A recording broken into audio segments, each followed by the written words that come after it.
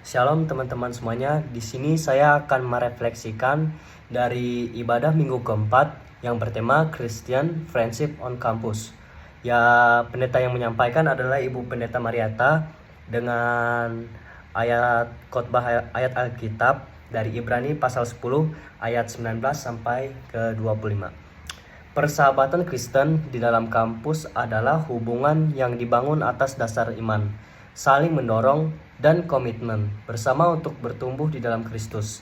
Seperti tertulis di dalam Ibrani pasal 10 ayat 19 sampai ke 25 yang berbunyi demikian. Janganlah kita menjauhkan diri dari pertemuan ibadah kita seperti dibiasakan oleh beberapa orang, tetapi marilah kita saling menasihati dan semakin giat melakukannya menjelang hari Tuhan yang mendekat. Jadi menurut saya di ayat Alkitab ini untuk mendorong kita untuk tetap saling mengajak teman-temannya untuk beribadah dan tidak malas-malasan. Menurut saya bagi kalian yang punya teman-teman yang malas ibadah, kalau bisa diajak lah, atau enggak dipaksa juga bisa. Nah, jadi teman-teman, persahabatan itu bukan sekedar berteman dengan mahasiswa yang lain yang seiman, tetapi menjadi rekan perjalanan rohani yang membantu satu sama lain menghadapi tekanan akademik, pergumulan pribadi, dan pertanyaan iman. Jadi yang pertama itu ada menghadapi tekanan dalam akademik. Contohnya kalian mempunyai teman yang kesusahan dalam membuat tugas ataupun hal-hal yang lain di dalam kampus, kalian bisa membantu mereka. Itu cukup untuk meringankan beban mereka. Terus yang kedua ada pergumulan pribadi kayak masalah-masalah pribadi atau mental health lah. Kalian bisa membantu dia lah dengan menemaninya lah. Jangan sampai sendiri intinya. Terus yang kedua pertanyaan iman. Terus pertanyaan iman nih kayak bagaimana cara menerapkan iman-iman ini dalam kehidupan sehari-hari. Kalian membahasnya bersama teman-teman kalian. Jadi gitu. Nah, dalam persahabatan seperti ini, mahasiswa saling mendukung melalui doa, percakapan yang jujur, serta saling mengingatkan untuk tetap hidup sesuai nilai-nilai Alkitab. Di lingkungan kampus, persahabatan Kristen biasanya berkembang melalui kelompok, persekutuan mendalam. Nah, dalam persahabatan seperti ini, mahasiswa saling mendukung melalui doa, percakapan yang jujur, serta saling mengingatkan untuk tetap hidup sesuai nilai-nilai Alkitab. Di lingkungan kampus, persahabatan Kristen biasanya berkembang melalui kelompok persekutuan, pendalaman Alkitab, malam pujian, atau kegiatan pelayanan.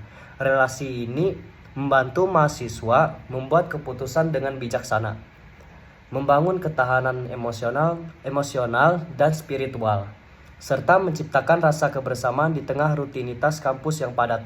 Pada akhirnya persahabatan Kristen di kampus menjadi wadah untuk mempraktikkan kasih Kristus, bertumbuh sebagai muridnya, dan menjadi terang bagi lingkungan sekitar. Baik, di sini ada poin-poin pentingnya. Yang pertama ada berlandaskan iman. Hubungan dibangun atas dasar kasih dan ajaran Kristus. Dan yang kedua, saling menguatkan. Teman-teman Kristen saling mendukung dalam doa, motivasi, dan kehidupan rohani.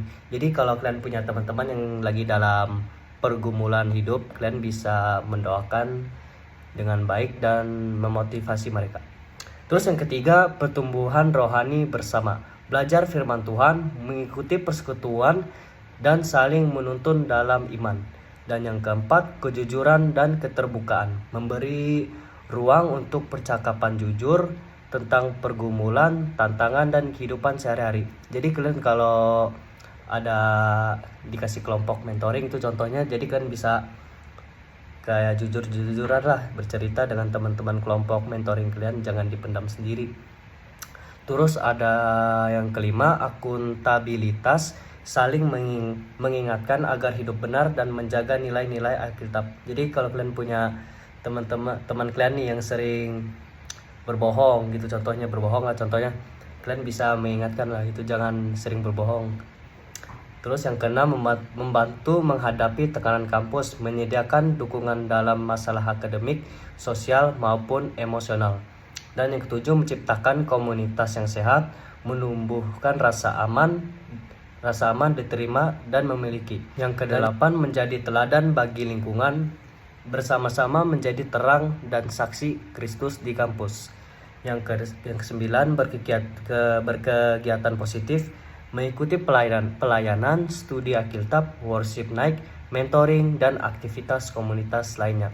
Jadi kalau kalian punya teman nih misalnya sering kegiatannya yang macam-macam kayak minum-minum lah, pergi ke klub atau macam-macamnya, kalau bisa diajak ke gitu, kayak mengikuti pelayanan lah, studi Alkitab, worship night, dan mentoring. Dan yang ke-10 yang terakhir, kasih yang nyata, mempraktikkan kasih, kepedulian, dan kerendahan hati dalam hubungan sehari-hari. Sekian dari saya untuk yang refleksi minggu keempat.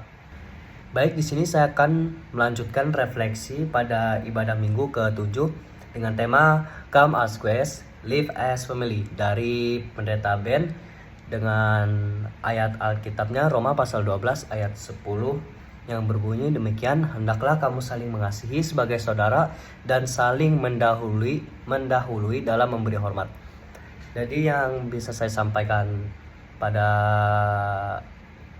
refleksi hari ini adalah yang pertama, kasih pada sesama seperti kakak dan adik sendiri. Jadi kita datang di tempat, bukan di tempat ibadah saja, tapi di berbagai lingkungan. Jadi orang-orang lain, orang-orang luar, kita harus saling mengasihi, sama seperti kayak saya sebutkan tadi, kasih sesama seperti kakak dan adik sendiri. Walaupun kita dari berbagai daerah, berbagai suku dan berbagai kepercayaan, tapi kita tetap saling mengasihi. Jadi yang kedua, mulailah untuk saling mengenal dan mengasihi satu dengan yang lain. Ya tadi seperti yang saya sebutkan tadi, kita harus saling mengasihi walaupun kita banyak berbeda-beda, tetapi kita harus tetap satu. Dan yang ketiga, kita dapat mengenal satu sama lain karena kasih. Saya teringat tentang sebuah statement bahwa pertemuan itu adalah sebuah keajaiban. Jadi menurut saya pertemuan atau mengenal itu bukanlah sebuah kebetulan, tetapi adalah sebuah keajaiban. Jadi Tuhan tuh ingin mempertemukan sesuatu tuh ada artinya, dan artinya itu kita yang harus harus mencarinya sendiri, apa arti dari pertemuan tersebut. Jadi come as guests, live as family menggambarkan kerinduan gereja untuk menjadi komunitas yang menerima setiap orang dengan kasih Kristus. Siapapun yang datang, baik jemaat baru, pencari Tuhan atau pengunjung diterima tanpa syarat dan tanpa rasa asing. Gereja tidak hanya berfungsi sebagai tempat ibadah, tetapi sebagai rumah rohani di mana orang diperhatikan, dihargai, dan diperlakukan sebagai sesama anggota tubuh Kristus. Jadi menurut saya tidak hanya di gereja, tapi di berbagai tempat di lingkungan kita harus tetap menghargai orang dan diperlakukan sebagai sesama anggota tubuh Kristus walaupun berbeda kepercayaan dengan yang lain. Karena itu ketika seseorang meninggalkan gereja setelah beribadah, ia tidak lagi merasa sebagai orang luar, melainkan sebagai bagian dari keluarga Allah yang saling mengasihi, mendukung, dan bertumbuh bersama dalam iman. Jadi pokok dari refleksi ini menegaskan bahwa gereja harus menjadi tempat yang inklusif dan penuh kasih. Jadi bukan hanya di gereja saja, tapi di sekitar kelompok lingkungan lah, lingkungan keluarga besar maupun teman, kita harus membangun suasana jadi kamu diterima, kamu dihargai, dan kamu tidak sendirian. Baik, poin-poin pentingnya adalah yang pertama, gereja menerima setiap orang tanpa syarat. Dan kedua, pengunjung diperlakukan dengan ramah dan penuh kasih.